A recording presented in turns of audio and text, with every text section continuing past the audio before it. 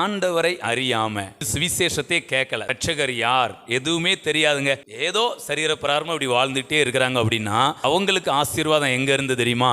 உன்னதத்திலிருந்து. ஆனா சத்தியத்தை அறிஞ்சிட்டாங்க, இயேசு யாருன்னு தெரிஞ்சிட்டு ஆண்டவரை அறிகிற அறிவில் வளர்ந்துட்டு இருக்கிறாங்கன்னா உங்களுக்கு ஆசீர்வாதமோ நன்மையோ மேன்மையோ உன்னதத்தில் இருந்தல்ல, உங்கள் உள்ளத்திலிருந்து. உங்களுக்கான ஆசீர்வாதம் உங்களுடைய உள்ளத்திலிருந்து.